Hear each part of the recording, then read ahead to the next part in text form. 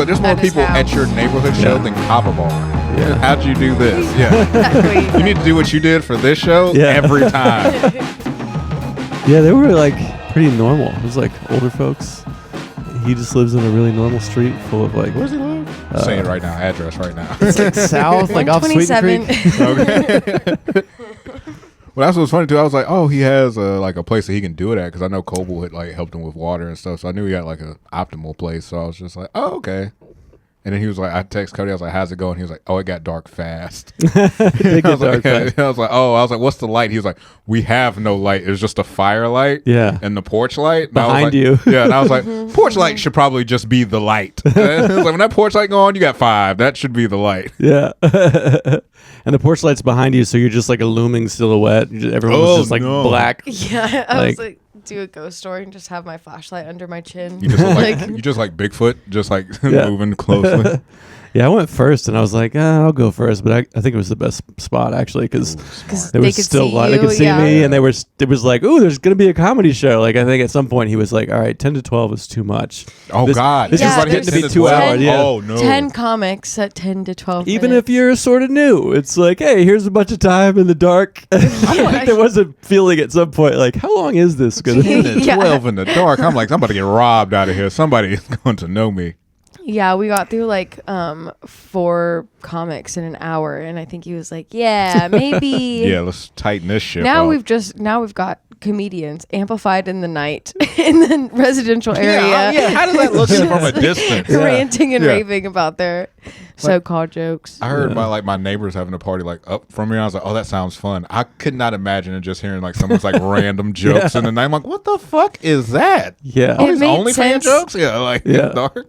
It made sense for the group, but when I went to get something out of my car, Cody was just like, it was just his little voice in the speaker just into the night. And I was like, wow. Yeah. Just like, like, what is happening? I thought we were safe, it's been weeks, and now there's... Which is crazy, because in stand-up, if you hear somebody like bumping stand-up sets out loud, you're like, what is... Like, if music, you can bump it out loud to like it rattles the car. But if you just like, someone's just playing a lot of Mitch Hedberg out loud, you're like, that person's going through something or something. Yeah. Yeah, it's like outside the music hall. They don't still play it out there, do they?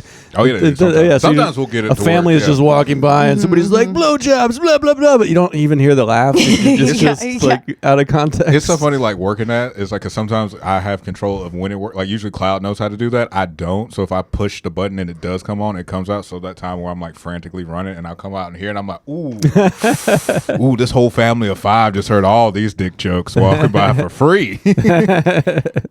It was funny too when the neighbors like wanted to leave to go home. It's like, well, you're still gonna hear us. You can be in your living room, but you're still gonna hear us. Yeah. Yeah. There's no escape from this. You don't imagine getting lit from the neighbor's house. Like, you just like wrap this shit up. Like, it's like, you don't light me with the Roku City. Yeah. Like, it's just going by.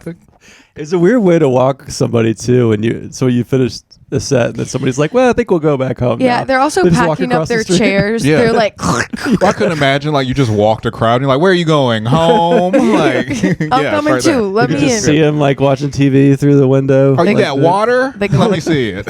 They call the cops to break it up. Yeah, that's the bouncers. It's the cops. APD. It was classic Blackburn though. It was just like, let's just see what happens. Like. I like those windows. It's like cool people like cool enough to like have spaces they can just pop up with it. Yeah. Because no matter what in comedy, you're like, let's throw a show here. You got a microphone? Listen, we can do it. It was great. I mean, it was just what I needed. I haven't done a set in like a month, I guess. Besides that, you didn't get out? Yeah. I thought you got out. I went to Knoxville, but like I kind of felt like I went to Oak Ridge. That it felt like trying to duck out and do a show. I don't know. I'm in the right time. Yeah, like I'm always writing this like this right now. I'm like, we're in the shed. I'm always writing that line of like, how much fun can I have? Are you like limiting yourself of fun? You're like, I can't have too much fun. Yeah. Before I have to go to bed later. Me. Yeah. There is your a line. Comedy calories. or later fun. Yeah, like my kids hate comedy later because they never saw me, or I'm always trying to stay on the right side of that line. It felt like after the hurricane, I shouldn't do shows. That story is perfect. Your children grow up and they have a hate in their heart for stand-up comedy just as a craft. Yeah. He cared more about stand-up. That'd be a great opening documentary. It's like your kid's like, he was always not here. And it's just like, what's the deal with motherfucking Little Dixon here? He was off doing those little dick jokes. Yeah. I can't. I don't feel bad like for people that got out. I'm like, yeah, you got out. Go ahead. Like it's. I listen to like the stories, like kind of like a war veteran. I'm like, what's it like out there? what is going on? Do they still laugh at jokes? And then I heard like you and Ryan, it was you, Cody, and Justin's, and then I was just like, okay, they're fine. They're still good. Okay. Somebody came to town to one of the donation drop-offs with like a box of Bojangles, and I was like, where did you get, what foreign country did you go to to get fast food? What are you doing? Somebody comes out with Cookout. I'm like, how the fuck did you get, is that cold from 3 days ago? Oh yeah, we drove through like Greenville, Tennessee with like just enough gas like a couple weeks ago, and then we made it to a McDonald's and people were just acting normal.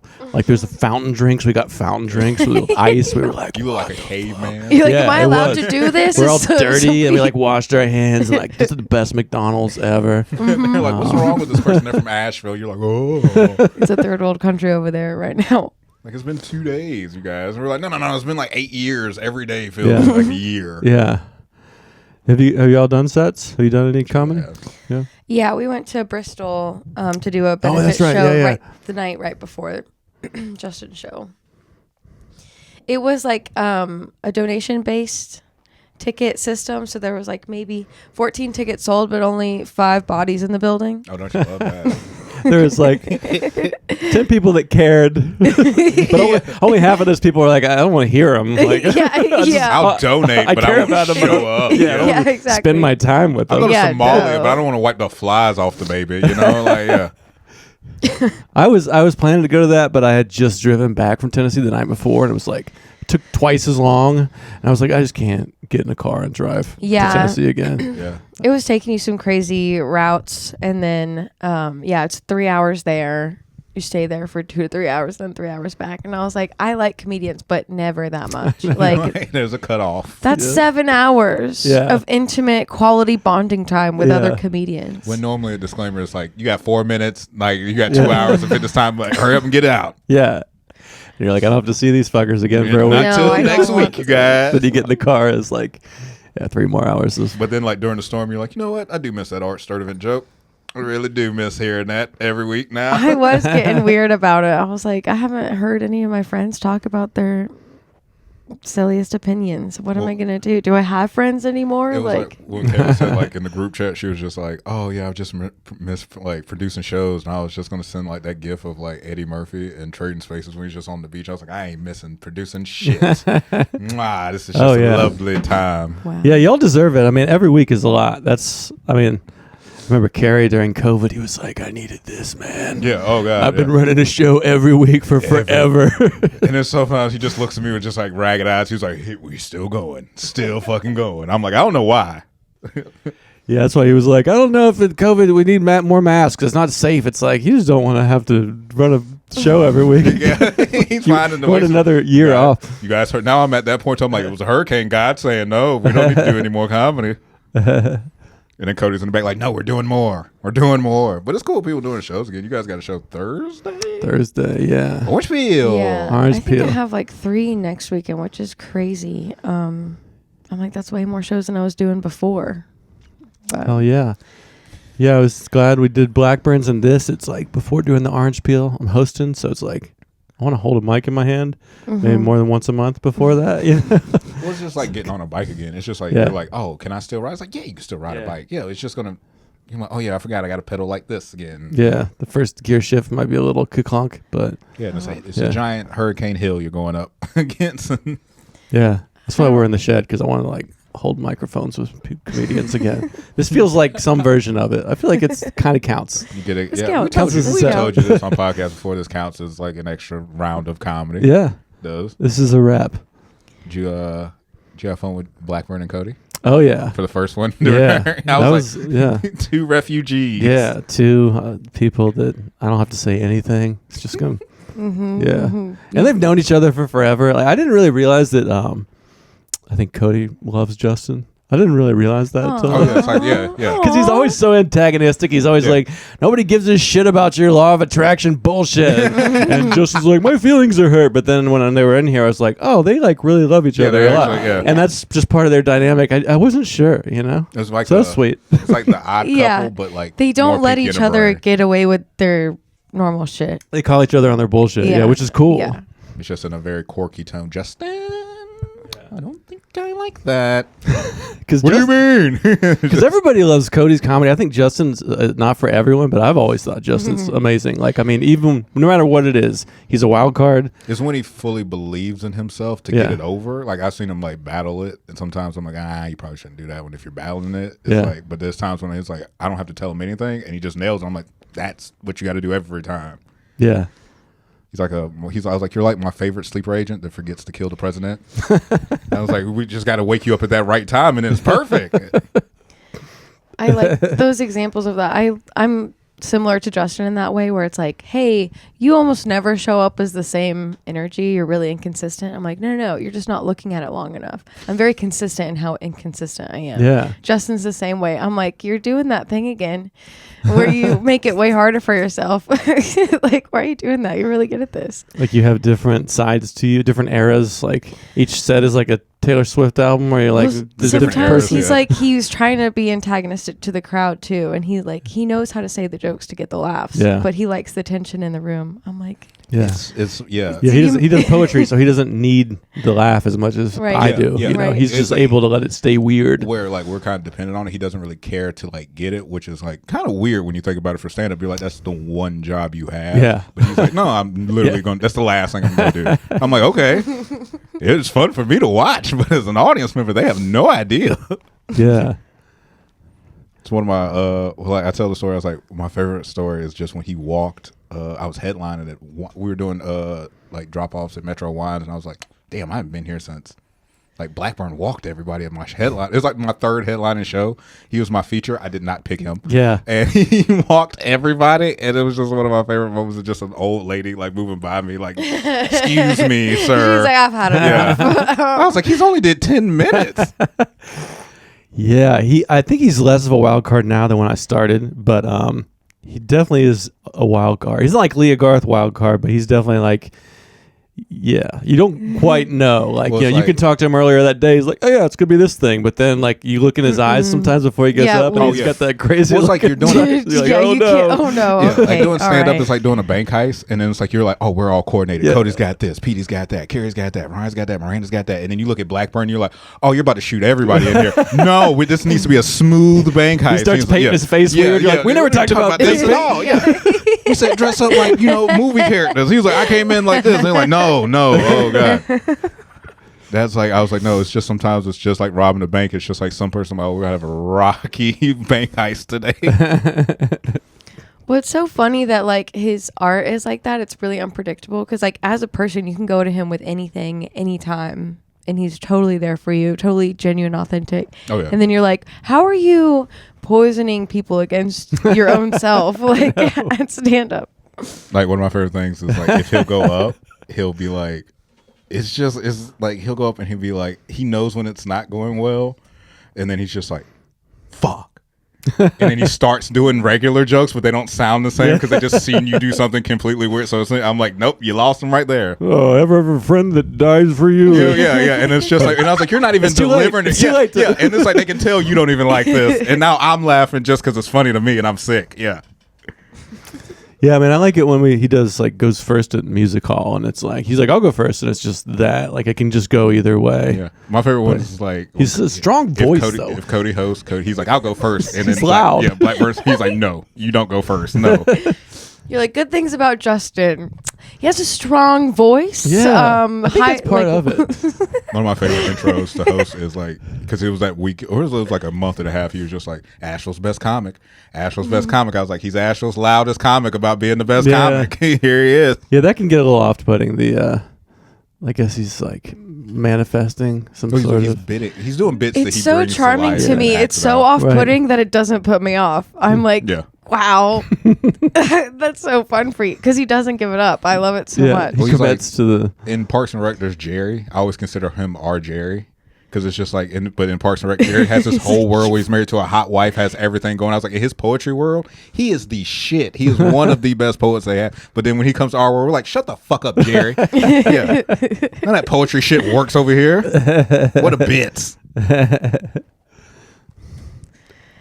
Oh, I don't know if it's time to talk about it yet, but Should we like bow our heads and have a moment of silence for the Root Bar? Oh, Root is gone.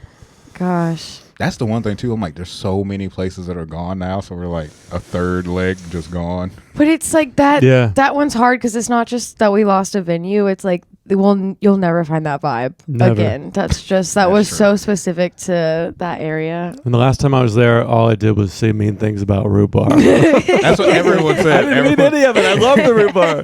That's the last thing I did was just be really rude to the place. Everyone's got survivor's guilt from like Mike's. They're like, oh my God. I should have told Root Bar I love Root Bar, but now it's too late. It just gave up under the pressure. It had nothing to live you guys. for because I'm here every week. Oh, really? Y'all just every joke is about how much I suck. Well, I'm glad because I was like begging you to come. I was like, you have to come. I promise. I'm glad that I came. We'll be nice to you. Yeah, we were not nice to you. Yeah, but that's what you do at Root Bar. You're mean to each other. You're mean to Root Bar. It's great. I love it. It's the best. People gonna start doing that disclaimer. I'm like, no, don't do that Root Bar shit over here. Go find another place. Find another home for that. I mean, it's one of the only places where I just heckle every single comedian. Yeah. It's like the but I'm the host. Mike. That's not the job of the host. Yeah, but it was still one of those like it's a great level. It was a great level 1 mic. Like if you're getting introduced to stand up, it's like this is what it kind of is. Yeah, don't go on Wednesday and be like, why can't I get on the list? Go to Root Bar. Yeah, figure your voice out. Go to Root. Not now, but yeah. I mean, it kind of reminds me a little of Kava Bar when I just like listen back. It's like. You're not expecting the big pop, so you can really just go off on long, weird tangents. Like Root Bar is it's the beginning of the week. Just try a bunch of awful things that aren't jokes. Take your free thoughts, any thought that you wrote down, like write that down, go do that Root, and then whichever one it worked, take it to Odd, and then that's the thing. I can't craft Root Bar level jokes at the Odd. Yeah, those are my. That's my shitty. That's my shitty joke. Your home. Like West Asheville is like Divey Swananoa. Like there's Divey. It's levels to the diveness. Yeah. That's an oxymoron. Like how does that? That's a contradiction in itself. Like a dive in. I know it's the same town, but they're very like Hatfield and McCoys, like going against each other. Yeah. Like you can't have a yacht club. There's a difference between yacht club and Root. They may seem similar from the outside, but it's two different vibes. Yeah. Yeah. And then I think Getaway is on par with that. They hold the same space. Getaway's gone too. That's why I was like, everyone lost a venue. So we're all down one. But now we all got to like work together. So you're seeing like grievances now finally get like brushed over to work with each other now. That'd be nice, man.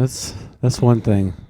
This podcast is about getting along with everybody. You know, I've thought about inviting two people that hate each other on, but then I don't want to be. Oh, that would be. Oh, you want to get some views up, Ryan? That's how you do that one. I would love to watch that. Seems like a time where maybe we could heal some of the. Yeah, I think I'm just sick and tired of working together with people. I'm tired of everyone coming together and being helpful and being beautiful. That's a good bet. Yeah. That's like it's disgusting. Everyone after the storm, they're like, togetherness. Yeah, we're just taking care of each other. We're just, supporting our communities. And I'm like, you sound, I mean, like, I know it's beautiful and it's really happening and it's nice, but the way that you said it makes me hate you. It's just annoying. All the positivity. It's not funny. It's not funny. Not cool. I don't like it. Help my neighbor. Oh, get a grip. Make sure babies have water. We need to go back to personal boundaries, you guys. Yeah. So lame. They're like, what happened to Miranda after the hurricane? She literally, like, it was my villain origin story. I just started stealing water from babies. I think you should just go cutting holes in donated clothes. Like, what? You're just cutting holes out of bottles. She lost her fucking mind, you guys. You should do this at the Orange Peel on Thursday. This is it. I mean, it's a pretty massive risk, but I mean, it's a free show, you know. Yeah, I like how it's a free show. It's gonna be. I think that's the first. Is that the first show they're doing? I think that's the first show they're doing. So, yeah. Wow, that's gonna be fun. Wait, they're doing like a. Are they doing a movie? It's like this. It's like 2 days from now. Yeah. What day is today? It starts in 2 days. Yeah, because then they have like a dance show on the weekend, I think. Yeah, so this is the first show they're doing. Yeah. Oh, so there's wow. We're going to kick it off. We're going to warm it up. Upstairs. Wow. Yeah. Oh, yeah. Have y'all done that before? I've never been released from the basement. A few times. Yeah, you did Reggie. Yeah, Reggie. Greatest night of my life. He's like, just another show. I'm like, not for me, buddy. You're like, I've never done this. I will probably never do one of these again. I think, and now you're on their foot because the city has just been demolished. Yeah. And now you're like, well, life's weird, you know. Last time I was on here for Reggie Watts. Now I'm here for this. Here we go again. I love, for me, you're just like, you took a picture of you and him, and then you go to get it tattooed, but they only got to do your half, like your face tattooed on you before the storm, and you're like, it was a selfie of both of us, and now it's just a tattoo of my own face. It's the first show back. Is it so? It would be everyone's first big show back, technically. I mean, yeah, I don't. Yeah. Think that we've had an audience beside You're ourselves. braver than me. I was like, I'm not coming out till November, and it will be at an open mic. Oh yeah. Speaking of which, do we have November 6th? Okay, we are back. So not next week, but the week after. Okay, yeah, it'll be that they'll have shows. Like I'm going this week to see just like how it looks and seeing the vibe and stuff. And then after that, I'm like, all right, I'm good to go. Yeah, we need the mics back. That's so funny too. I'm like, oh, I've just been sitting on my hands. Like this has been a terrible vacation. But I'm so happy I'm not doing open mics right now. And everybody's like, if we're doing the mic, I'm like, fuck. Yeah. It doesn't make sense. Thank you for your service. We get to just do an awesome mic. It is fun. Well, it'll be interesting now for our viewpoint of just like getting the crowd back there. It's like, oh, we have to redo this whole aspect where we're dependent on tourists. So now we're like, oh, we got to work on marketing different of like, just pitch it back to the community. It's great too. Yeah. Half the comedians left, so it's like they'll be way back. More stage time now. They'll be back. I'm like, we better pounce on this before they come back. There's always new ones that just squeeze in immediately. God. And the newer they are, the more they're like, my trauma. So it's like, it seems like there's more spots, but then you just get more trauma. No, after this, there is free therapy in this city. Everyone should go to free therapy. Every comic needs to go to free therapy. Is there really free therapy? There's free everything right now. It's like, I mean, I've had access to food I could never have afforded before. Jesus. My family's getting a free lunch right now. I was like, bring me one back if they... Ben's tune-up. Yeah, I was like, we're just... nice. Oh, yeah, Ben's, they got like a good like setup over there.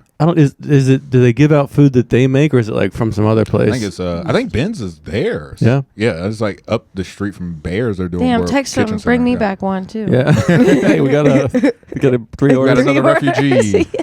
This is the line where I'm like trying to like do as much comedy as possible, but not get divorced, you know? It's a text like that could, you know? I like that's really the line. You're like always doing it. Yeah. She's like, since you love your shed so much. Yeah. You're like home planet, now home base. Like Miranda wanted the vegan, no cheese. This is not what... It's a good question. My guest asked for. That's what I was saying. I was like, after this, I was like talking to her. I was like, you still veganing it up? She was like, yep. And I was like, that says a lot about a person. Because I was like, in Walking Dead, you don't see no vegans. Yeah.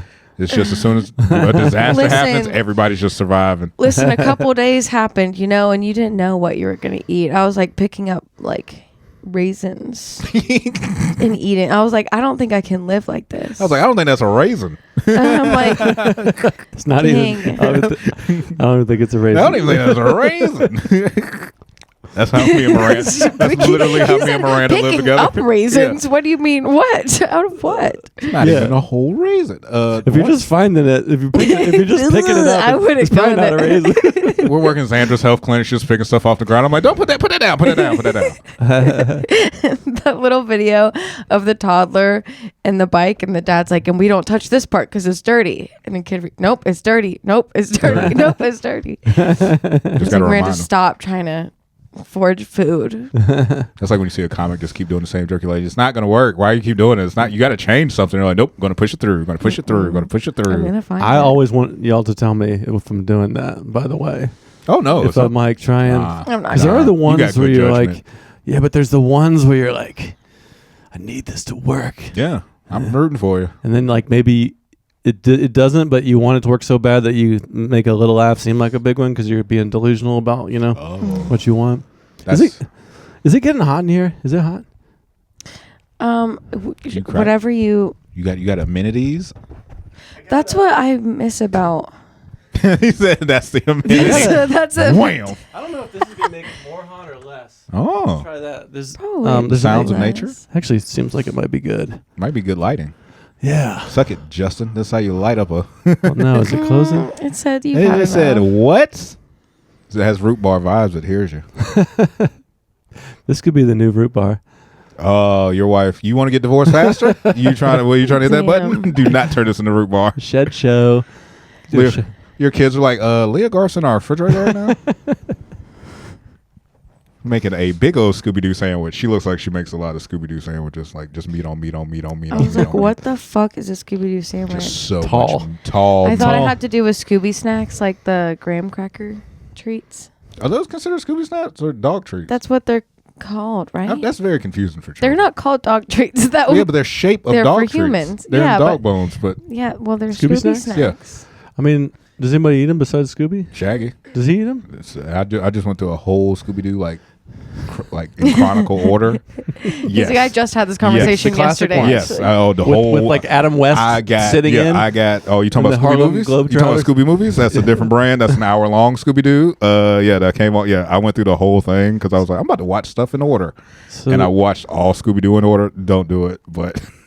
Where do you even like stream that? Like, I was online. It's like the Internet Archive. Okay. Like if you type in Internet Archive, it'll just like you can just type in an actor, and historically they'll just have their stuff. Oh wow. And so I just went in order. And I was like, In Scooby-Doo. order? That doesn't even make sense. I do a to me. Christmas- Those first ones were so rough. Well, no, they actually like the beginning of Scooby-Doo is just the whole plot base. I went through therapy, and one of the things my I therapist had was to talking go about through was that therapy after I watched Scooby-Doo chronologically. it was unlocking a moment because I used to be like, me and my sister used to have like knockdown, drag out arguments. She used to like lock me in a closet because I'd be like, I gotta watch TV now. When you had to share a TV as a kid, and I was like, it's my turn. I need to see the new episode of Scooby-Doo. And she was like, Peter, it's the same fucking episode. It's from the 70s. I'm in the 90s. Like, no, I need to see it now. So like, I went back and watched it all in order, and they're all shitty, but I see its value of a franchise.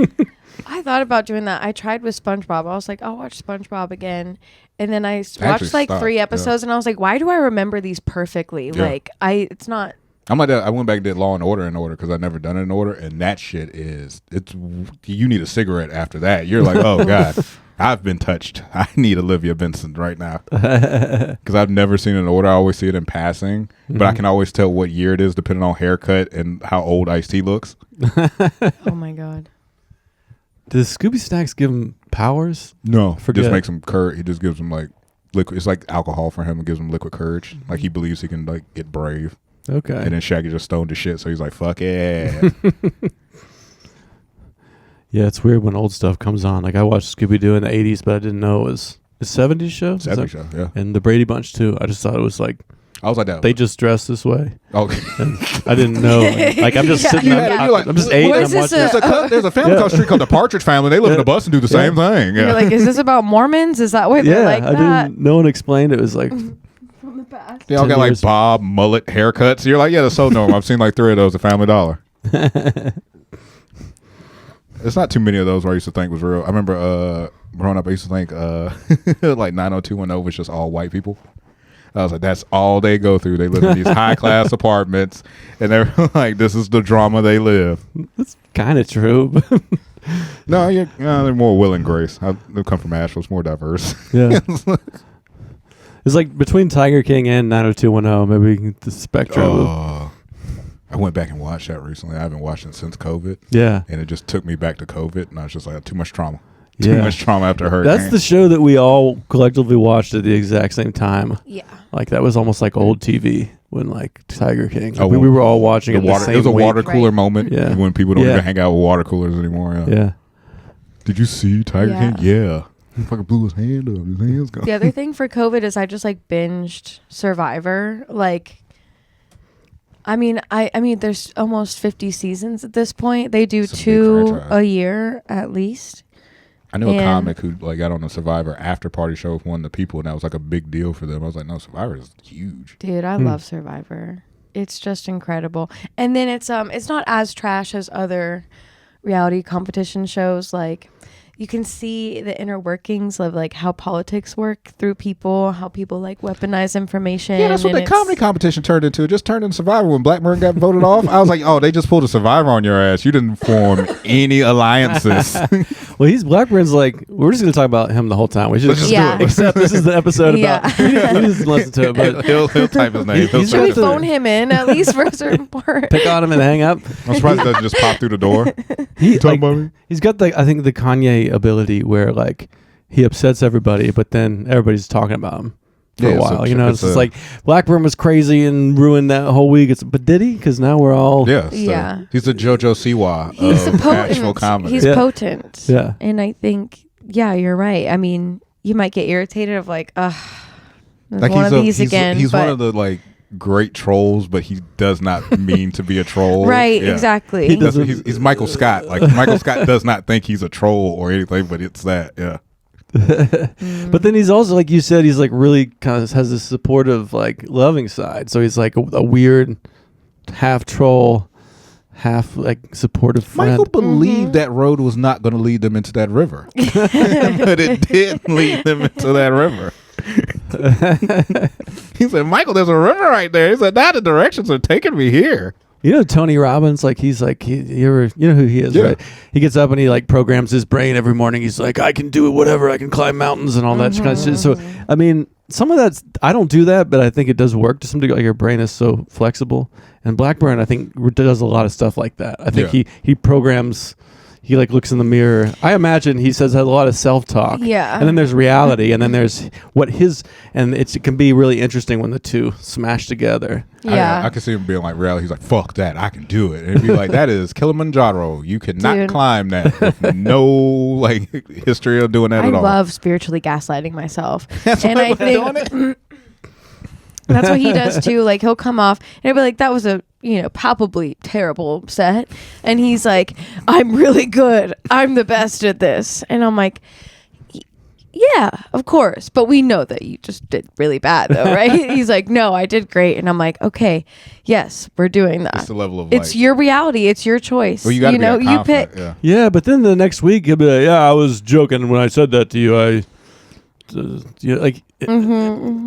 know. It's the moment where you realize, like, I can't put my finger on it. It's like a wrestler doing like coming out of the gimmick and then going right back into the gimmick. It's like, no, I saw the veil off. Like you can't just be like, you can't. Yeah. Jason He's takes like, off the mask. You're like, I did. He's like, no, he didn't. It's like, no, I'm not. But some people be like, no, he's kind of like. I was like, so if you get it, you get it. If you don't, you kind of can get like tossed into it.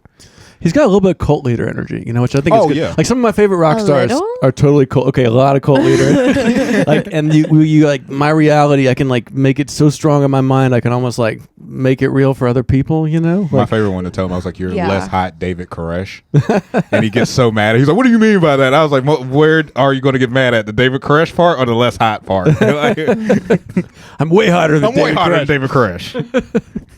I look like a young Ted Bundy. Like, don't shoot for that scale. It's so funny because Justin was one of my first friends when I came into the scene. It was like Justin and Mario, really. And so I have met Justin so many different times in the 3 years that I've been doing this. And then other people, when they meet him for the first time, I'm like, just wait, this is just round one. Like, you're going to get to see so much more, so much faster. Yeah. But he's always has beef with somebody. But not because he doesn't like people, but because people hurt his feelings and then they don't address it. But I'm like, Justin, you also are rude. Like you hurt people's feelings. But it's my favorite part when he is that rude. Like I listened to like their podcast. I texted Cody. I was like, my favorite part about the podcast is how Justin talks about like famous comics who are alive in past tense. He's like, what's that famous Nate Bargatze? What is he still doing stuff? And I was like, yeah, he's still doing stuff. He's just out there. Caleb Simon still gets name all wrong. Still doing stuff. Yeah, he's got a show here next week. Yeah, he's like Hurricane Helena. Is that it's Helene? Like, how do you know And then I look at him like, you can be a senator. He probably could be a senator somewhere. Yep. He speaks with the authority. Also, he is such a troll. You're so right, because his comedy poster, he's putting like famous people's names on the poster. Oh, Bill Burr's favorite comic, and then you do a quick Google search, and it's not Cody. Yeah, it's like what? Yeah, that's he'll do the. That's what I'm saying. Where he's like, I'm joking. This is what jokes are. It's like a lot of what you do that you think jokes are jokes because they laugh, but I think he comes at comedy from such an insane place. I can only imagine like his first years, like just him being like, I'm doing jokes. Like I think over the years he's figured out how to make his weirdness into like legitimate jokes. But like, well, when he first came, it was kind of like no one, like he was a Greenville comic, so when he would come up, we weren't too sure. Like they came up their own gang and we had our own gang, and it was just like he was like kind of their wild card, but then became very a trustable wild card. But it took a minute, and then when we got the groove, it made sense. And then we found out he did poetry, and we're like, oh, okay. And then, but now it's like, why don't you just like kind of blend both of those? But then I thought about it during Hurricane. I was like, it's probably kind of hard to like, you can make someone cry with poetry. Yeah. You can't really make anyone. You can make someone laugh so hard they cry in comedy, but to do that is two different things. So to Some hold of the both comedians swords. have made me cry. Yeah. By being so horribly bad at it. No, I'm just kidding. Oh, there's plenty of that. Yeah. One of my favorite ones is like the new. It was a dude. No, we've had like 2 or 3 of these guys. It's the stereotypical white dude. He comes in shirt, tucked in, business shirt, and he wants to do comedy. Like a golf dad, polo. Yeah, golf dad coming in, like has wealth, like enough money, more money than the average open micer has. But then I could list 3 right now. I think you're doing a great job painting this picture. Every scene has at least 3 of these. And guys. He's looking around. He's like, these losers are getting to talking to a microphone. Like I should be talking to. Do you know who I am? I'm Todd of accounting of a BMW plant. I have funny things to say as well. Yeah. That don't mean shit here, Todd. And then so they like, but it's always fun to like watch, like especially when you're doing it for a while, you just see some the comeuppance and the comedy karma come really fast, and it usually happens like when you're really young. After a while, you know how to play the game. But when it's that first cocky white dude, just like, yeah, I'm about to murder this. I'm like, oh, you're about to bomb. Your only laugh you're about to get is me in the back, just like laughing at them, not laughing. Yeah, it's that thing. It's like you rather them laugh with you than at you. I am laughing at your ass so hard. Yeah, I had to realize that because at first, like when you first start, if you can't get the audience, you do seek refuge in like the comedian's laughter. Like, okay, like I got them a little bit, but I had to realize that, like if I heard after a while, if I heard Cody as the only laugh, I was like, oh, that's a Grace laugh. Yeah. Like he's being really nice. Like he's trying to get the whole movement going.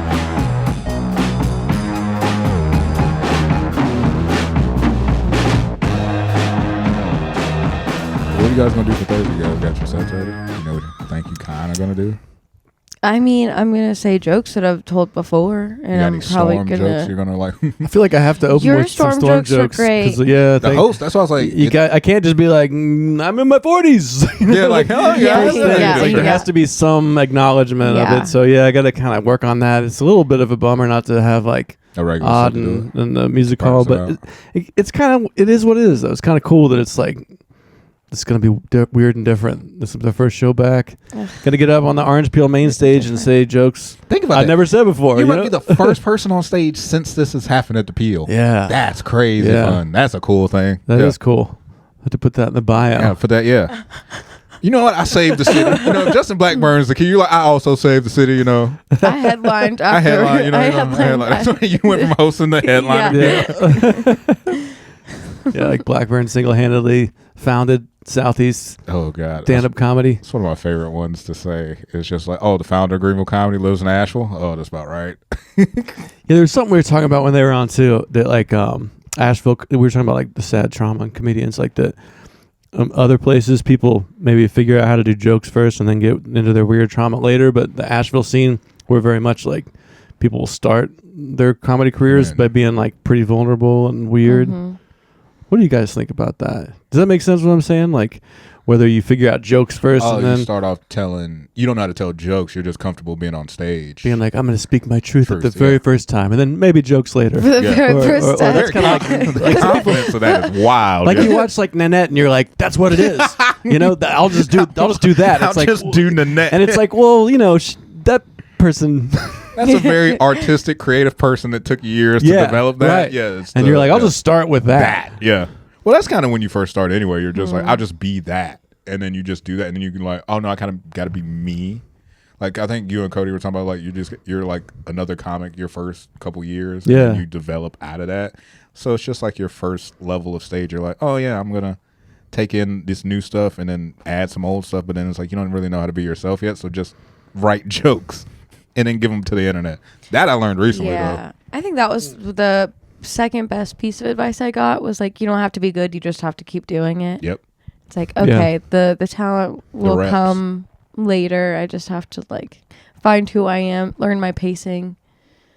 But I mean, I'm so bummed. I lost my first like comedy like joke book at Ben's Tune Up after a walnut wine mic. So dang, if you can imagine under what scenario I lost that. I wonder if that's the joke, but I laugh if that's the little. But it was the one with all the jokes about mayonnaise and tortilla chips. You know, the real strong material I started out with. Oh, was there a was it Ben Stone? Okay, no, it's the one I found at Music Hall. I'd been like, that would have been funny if like I found yours. I'm like, we live together. How do you not? How do I? This is not your. Yeah. It's like years ago at this point. So I was like, okay, I'm just not meant to have that. Like, I have to move on. Which I ended up making some jokes that were better than that. But yeah, that's what it was like until the festival. I realized it was like, oh no, you kind of got to throw those jokes. You can't latch on to them. You got to just give them up.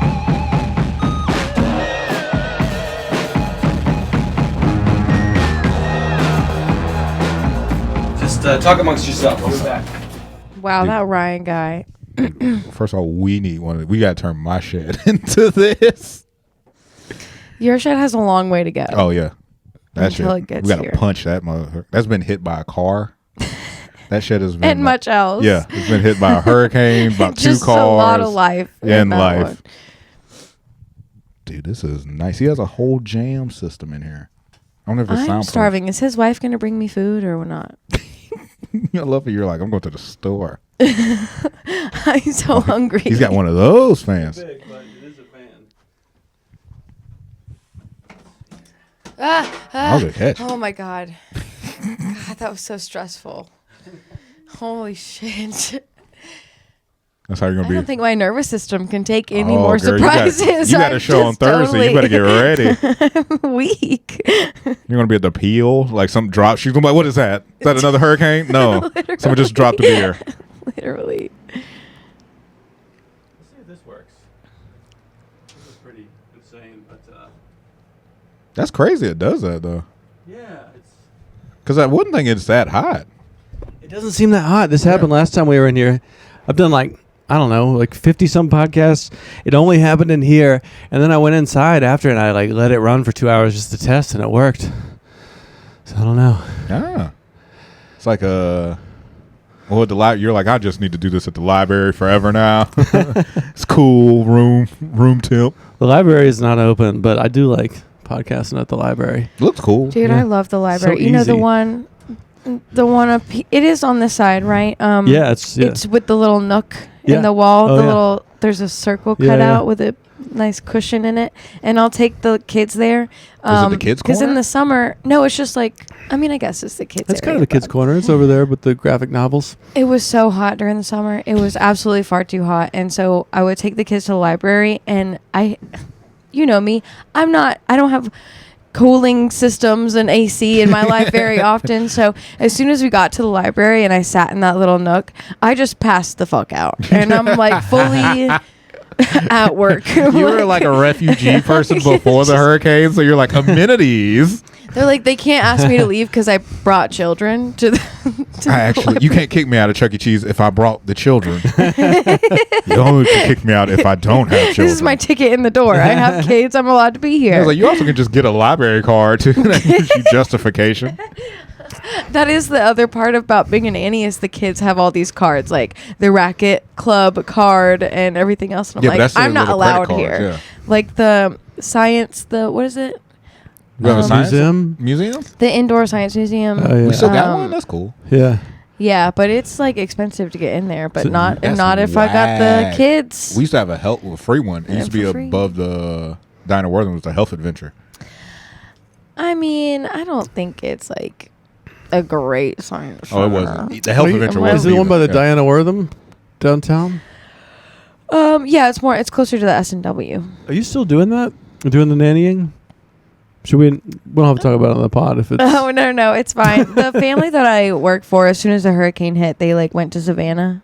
okay. So I've been kind of dead in Yeah. the water for a minute. Because you but said you're available during the day. So yeah, I was I also tried to send like a mass text because I didn't know, because when the kids aren't in school, so if the parents don't have to be here, there's really no reason for them That's to a good be. point, yeah. Like if they can go remote for a couple weeks or whatever. So I was hoping that maybe the other parents in the neighborhood would hit me up, but I think I just got 3 texts from different parents like yesterday, so I was like, oh, they must have heard about school. They must know that school's going to start up. Friday. Is it? Yeah. Oh, wow. They already got... Damn. I'd be so crazy if I was a kid now during this. Yeah. I got out during COVID and now a hurricane. Yeah, that's why we're in the shed right now. Yeah. That's why we're out here. Heck yeah. It's insane right now. Yeah, they've already been through like a 9/11s just happened. Oh, I would have started every few years. Yeah. Oh, dude, it was like when they said they were putting a well at Asheville Middle. I was like, as a child, I'd have started a union to get rid of that well. No. Y'all trying to keep me here forever? No, I need these cash-tricked shit happening so I can get out every 4 months. I was like, you lived through. I told my niece, I was like, damn, you did COVID, hurricane, and then there was like just natural, just school disasters you get out of. I'm like, you better be dumb as hell.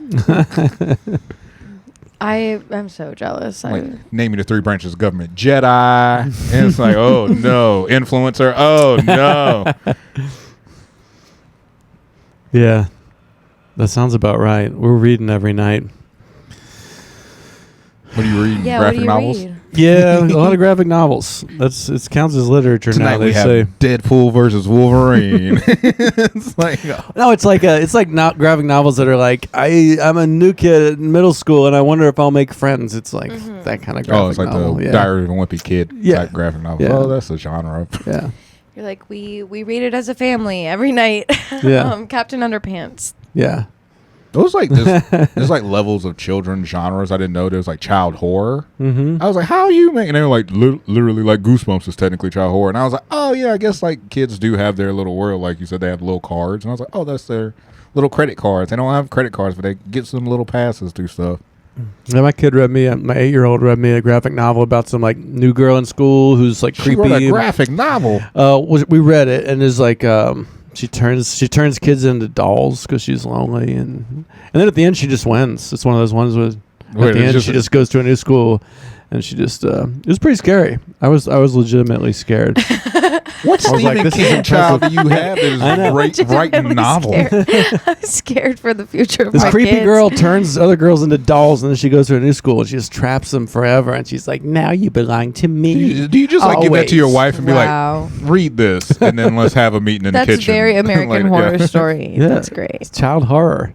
Or do you be like, yeah, it's if like I put my Goosebumps, name right? on this, we can make some money as a family? Goosebumps was scary. Goosebumps technically is child horror. Are You Afraid of the Dark was a child horror. That was a great show. Are You Afraid of the Dark is Zebo the Clown. You remember that one? There's a few that were like I still get scared sometimes. There's one, if you go through it, because I have Paramount, and sometimes me and Miranda will just be like way too stoned and we'll like just watch Nickelodeon like till like 2 a.m. Because it's like, what else are you gonna do? Yeah. You know, you're not gonna get invested in a new. Yeah, so we'll be like Rugrats, and so we'll just go through the Snick it Paramount. up. Right? Yeah, and so like there's one you get to like Are You Afraid of the Dark? There's one that just says featuring Ryan Gosling on the episode. It's not like that's a part of the bio. The episode says featuring Ryan Gosling, and it's kid Ryan Gosling. Nobody even, it's like fresh out of like Muppeteer Ryan Gosling. But then Gilbert Gottfried's in the same episode, and he doesn't get a marquee shout out, and he's Gilbert Gottfried at the time. Weird. I was like, and it was like featuring, I was like, there's other celebrities in it, but it's like featuring Ryan Gosling. And I was like, this is a weird episode. Yeah, they knew. That was the scariest episode for me. I was just like, the fact y'all knew he was about to be a star. There was some rough thing. What were we watching? Was it Ren and Stimpy? Yeah, that's my SpongeBob. I mean, it was like that's my generation SpongeBob. Yeah, technically, yeah. It was rough. There were some moments where I was like, y'all drew that? Yeah, so this totally passed like levels of adults. Yeah, like That's the gross out humor when they'll show like a tongue with like pus, and then they'll switch to like the painted pictures, the extra super gross. And ones. that's like this is when there's like animation, but then they go to like an ink detail of it to like really show the art of it. And it's like, oh god, who drew this? And it's really like, so we went back and watched like that, and then one of them it was an episode of Hey Arnold. Yeah, It was Hey Arnold was like a polyamory episode. We were like, this is too grown for children. Yeah. Well, Hey Arnold was like, we were like, oh, this is not a kid show. This is a drama. Like, this is intense. Some melodrama. It was like he's managing a fucking house, boarding home that his grandparents own that he will eventually learn how to take care of, so he learns and gets rent money from everyone. Some people can't pay it, so he has to get an IOU. Some people that can't. I was like, this is real life. And at 8-year-old, I was like, fucking football head. Football ass head, boy. Hey, football head. That's my favorite show. My mom was like, I think we should maybe like have a debrief after these cartoons. Yeah. It's like, but I was talking to my mom about that too. She was like, "Oh, we had those." It was like the Bill from Schoolhouse Rock. She was like, "I just thought that was a cool ass song." And you get older, and it's like, "Oh, that's how we passed legislation." I was like, "Oh yeah." I thought it was just a bill on Capitol Hill. And that's why Scooby-Doo needs to be watched everywhere. Oh my god! That's how you bring that back. I'm like, you're not even getting paid for that. No, I'm just doing that on my own. That's kind of horror, isn't it? Scooby-Doo's a little bit horror. After you get to like it's a mystery, until you get to thriller, kids thriller. Yeah, until you get to like horror. Scooby-Doo, like Zombie Island, where they were like legitimately like, "Oh no, we're about to fuck it up and let you fight." That was extra spooky. Yeah. Really? Spooky. They actually added monsters and threw like a killing aspect into it, and you're like, "This is kind of dark, but it kind of slaps." Is this like recent? This is like a recent. It's like 2000s. Okay. It's like kind of 2000s. They revamped it now. They're like, there's so many spin-offs of people doing franchises. Like Kiss has one. Mm-hmm. Why the fuck is Kiss and Scooby-Doo hanging out? The band? Yeah. They have like 2 or 3 movies. And then there's like WWE and Scooby-Doo. They have like 2 or 3 movies. It's a crazy genre. I don't know. I thought you guys would understand that. Is that like an old person thing? Like oh, no. Something you guys would know about? Oh, yeah. We totally know about that. I don't even know about old. I just don't know any cultural references. I live under a rock. Yeah. When you guys come over and tell me in my shed, I know, but I don't. I'm not allowed to watch Scooby-Doo. We're allowed to watch Scooby-Doo. Like, again, the marriage. I don't want to get divorced. Yeah. No, it's just funny. It's like they just have a lot of like famous people. They've got Kevin Hart comes in on like an episode. Like they redid it to where like current celebrities, like they had the it's like the Muppets or something where people just drop by. Yeah. Like, it's kind of the same thing. Yeah. It's like there's an episode. They have Joey Chestnut, the hot dog king, doing an episode with Scooby-Doo. I was like, oh, y'all are taking anybody at this point. They're like, if you got 10K followers on TikTok, you could be a Scooby-Doo guest. Yeah, what is the criteria? Just do they think it's like the same audience? Well, no, because it's like even then they'll have like, I'm trying to think like the most strangest. Technically, Batman is the craziest guest you can have on Scooby-Doo, because why does Batman need help from teenagers to solve a crime? But it was campy Adam West Batman, right? It was back when Batman they still bring Batman back on. Oh, really? Yeah, they and I was like, this doesn't even make sense further for this to go. Batman's a shitty superhero. He needs help from teenagers and a talking dog. And then there's like fucking there's like just terrible Hanna-Barbera spinoffs of like they try to recopy it and do it with another thing, like Jabberjaw, Josie and the Pussycats, Hung Fu Fooey. Like there's like 20 other things they just copied and pasted. Okay, but we love a crossover episode. Oh, they've got a lot of crossovers. I just got back into watching King of Queens. Mm-hmm. Oh yeah, didn't they do one with King of Queens and Ray? Everybody Loves Raymond crossover. It's a good crossover. And it has like it has the entire family that comes in. And listen, I'm not like, I didn't think I liked King of Queens, but as I've revisited it. That's your new sitcom? Everybody's got like a cursed sitcom that you watch. You're like, this is my jam. I was like, this is actually kind of cute and wholesome. I mean. Ryan, do you have one? Favorite sitcom? Man, like sitcom? I mean, sadly, just a 90s kid, probably just like cliche Seinfeld and Friends. Does The Simpsons count? Simpsons. I don't even think I've watched a sitcom since the 90s. Like, really? Yeah. Not even like the newer one. Technically, The Office counts as a sitcom. I haven't seen The Office. I don't know cultural references. That's crazy. I make all this weird stuff all the time, but I don't really like know what's happening. You know, like I at open mics or on you guys will tell me, and I'll be like, oh. Josie and the Pussycats was on Scooby. Like I know that now because you said it. You're like, but I don't go out. I don't go and find out things. You know. Yeah, news has to happen to you. That's why you have jokes about the hurricane, because you're like, I didn't have to go learn anything for that. It came to me. Like my wife scrolls, so she's like, "Hey, there's like a really horrible thing happened this week. You should know about that. So don't make any jokes about that this week." You have a proofreader. Yeah. Oh, that's good. Somebody that like tells me what's going on in the world. Because it's like that way you're like. You'll take it from their standpoint. So if they're upset about it, you know it's probably something that you don't need to tap into. But if they're passionate about it, that's good. I mean, I don't know how y'all like. It's just stressful to try to keep up with. There's just so much information. Well, that's why I didn't know that the storm was happening. 'Cause I never watch the news. I totally just like lock in what I want to know about. Like I have my podcast, I have this or that, and everything else is just a surprise to me. And I'm like, okay, I heard that there was going to be some rain. I didn't know that we were on hurricane watch, and I feel like an idiot, but I do watch ample amount of Well, that was like on TV. Wednesday. It was just that Wednesday. I'll never forget it because it was like Carrie was just like, "We're gonna have a mic," and I'm like, he says in the group chat, "It's like rain, sleet, or snow. We're gonna have a mic," and then I'm like the first one. I'm like, "Oh, we may have to cancel this." I think bitch. We might have. Yeah, and then so I have to be the one because he did the prominent message like, "We're going strong." I'm like, "Hey, you guys, actually, we're gonna call it off." He's like, he did the poll. He's like, "So, are we going out? Are we staying in?" Yeah, I was like, "I'm not leaving my bed." It was just so funny. It was like how people were so devoted with that mic. Still, they were like Austin Elfers was like, "I'm in the car. What we doing? I'm ready to go. We doing a mic or nah?" I was like, "You go home." You need that new comic enthusiasm to keep this scene like. Yeah. And so I was like, that's what kept it going. Like Carrie's like, "We're going," and I just like saw it beat, and I was like, "I'm killing this right now." Okay, so that's the other side. Is like you were willing to not have the Wednesday mic, but our show was supposed to be on Saturday. Oh, the All-Star show. And I texted him Friday, and I was like, "Hey, so are we still feeling like we should prioritize this and like keep posting about it and actually go out?" And you're like, "Yeah, it's gonna happen." Yeah. Happen. We thought it was still and then we lose all connection. Yeah. Oh yeah, because that's right. Because there was still power that morning. Yeah, right. And so like Friday, like even I was determining on Wednesday. I was like, okay, it'll probably be like a little cleanup, and I was like, it is Biltmore, so but it was like a part like somebody had tagged me in like a dumpster floating on like Biltmore, and it was like, I can't wait for Peter to meme this, and that was the last thing I saw, and I was just like, oh no, there's no show, and then we didn't have like reception for 2 days, and then.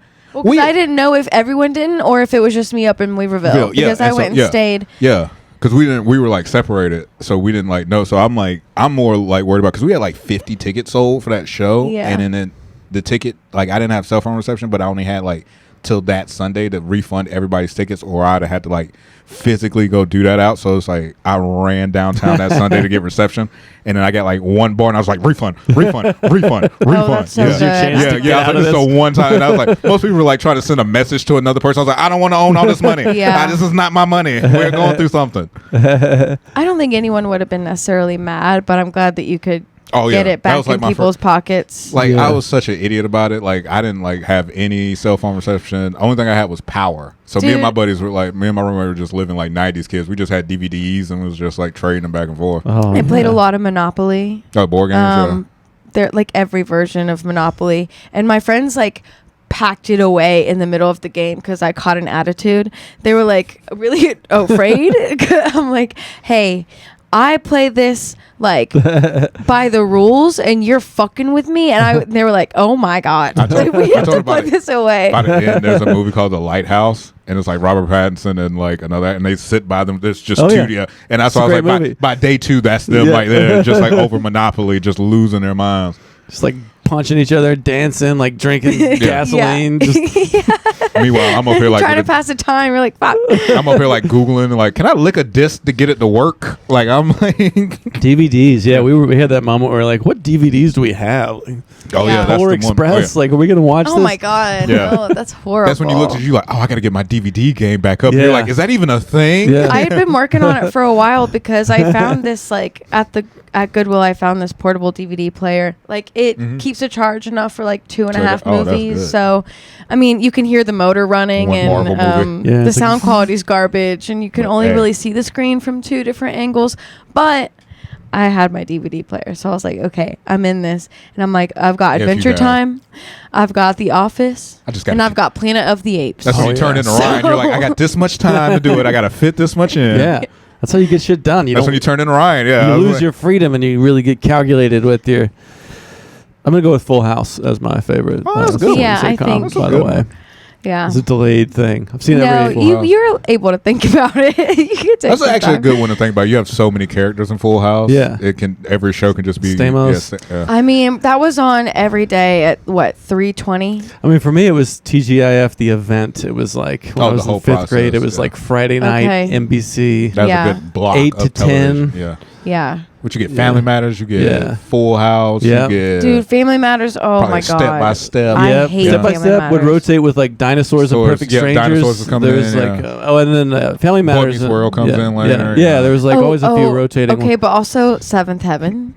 I watched Oh, I've been ABC listening Family. to a podcast about all the actors from That was Seventh more Heaven. like dramatic, right? That was kind so of dramatic. It was like a Dawson's Creek kind That of was situation. like that was before The Secret Life of an American Teenager. Like you're gonna cry. So it was a like little bit. tipping into this is like inappropriate, but it's ABC Family. There's great classic episodes that people just review on TikTok now that I just get lost. I don't even watch the episode. I just watch people's review of it now. People are like, oh yeah, doing a video of themselves talking about an episode yeah. from like decades ago. This one girl I watch on, and your algorithm knows you, so it's like you're gonna know this very specific. There's a girl I follow on YouTube, and she just does Murder She Wrote reviews. And they're great reviews. Like she's got better jokes than the episode does. She has like little pop culture quips to come in. So it's a way better produced. Like you don't need to watch the episode. You just need like 1 minute. When she's like, "Oh, got a new episode." It's an old episode of Murder She Wrote that I can watch in advance. But I was like, not until she does it. I can see. Yeah. No, that is the thing though. It's like you have a feeling from a show that you watch like in your head, right? And you're like, oh, maybe I want to watch that. Or I want to listen to that song or whatever. As you're doing it, you're like, this is kind of the worst. Yeah. Like, I just did need to flash through the pictures I had of it in my own head. I didn't want to sit and watch this. So it can ruin it sometimes because you're like, I remember it being like, just like, I'm like, G.I. Joe was an awesome show. Oh, and I watch it and I'm like, oh my God. It's the nostalgia lens is dangerous sometimes, just like because you think it's like this, and then it's actually another thing. I felt so much, and my kids are like, "This is like sexist," and I'm like, "I'm sorry."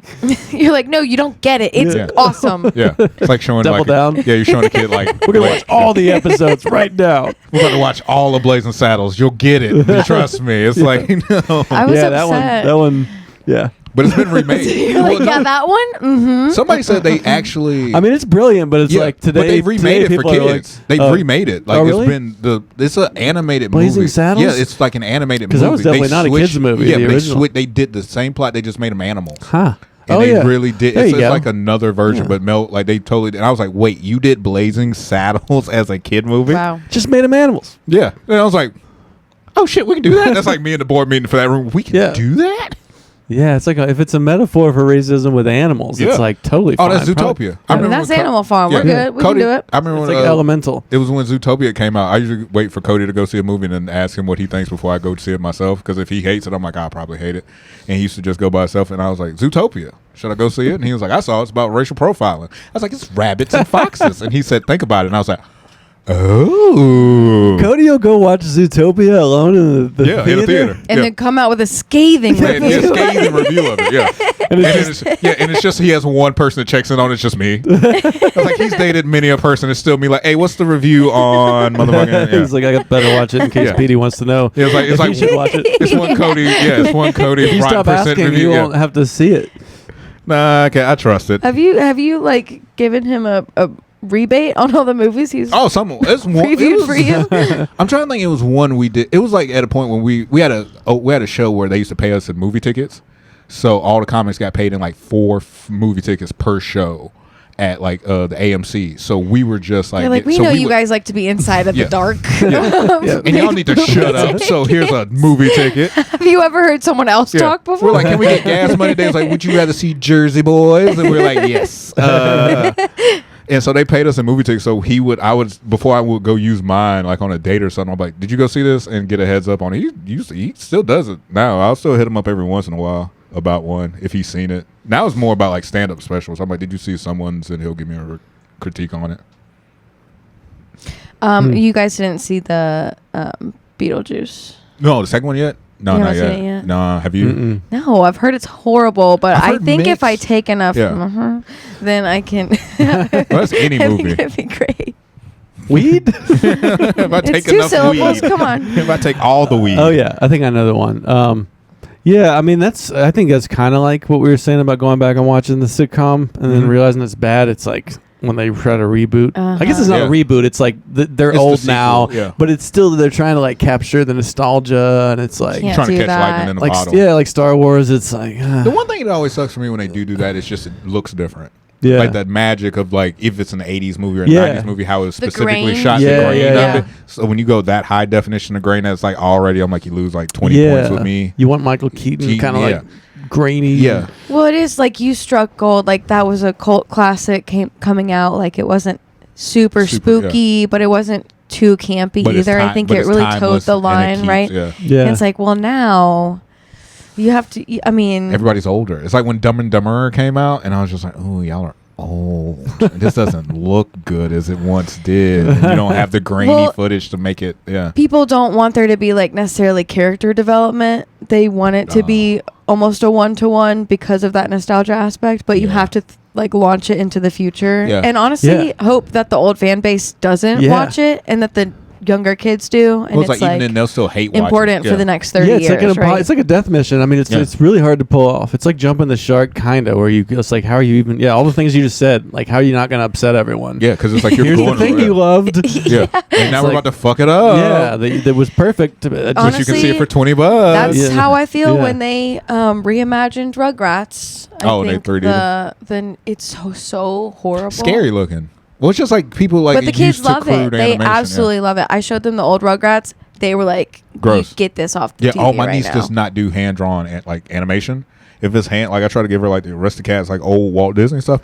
Fuck no. They fucked with Dragon Tales. Have you showed her Dragon Tales? It looks better a lot of times. I mean, it just seems like it's more expressive. Like I'll go back. I can put on like I gave her like basic Bugs Life, and Bugs Life looks like a screensaver to me for animation. But she would take that because it was like 3D. Yeah. But it's like now look at that. I'm like that's a Windows. Well, it's like the Jimmy Neutron like animation that they've done, and I'm like, oh, this is gross. I hate it. I think it's really. It just looks like VeggieTales. Like when VeggieTales like they did that, and I was like, this animation is terrible. Or when they made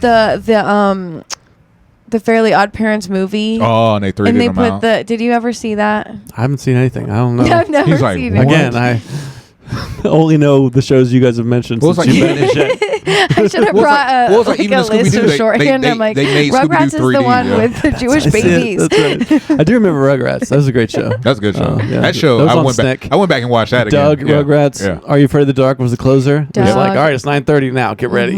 But it's spooky. And then we're gonna bring on I Love Lucy because it's Nick at Night after that. I mean, Pete and Pete does not count as a sitcom, but that's like probably my favorite show of all time. Pete's a great sitcom. I love that show so much, and it still is great. Pete and Pete. Show about the two redheaded brothers and their mom has a metal plate in their head, and their teacher was LL Cool J. It's a great show, a great 90s show. One's a rapscallion, one's just another kid just trying to find love and be an older brother. Pete's like an encyclopedia of all. Dude, I watched a lot of television in my life, and my therapist was like, "What do you do with all this knowledge?" I was like, "Smoke it off." Stand up. I think it's in there, like Hocus Pocus references. Oh, I forgot about. I did a meme about that the other day because I was just like witches. Other witch movies, Asheville area, meme, and that's how I like processed in my brain.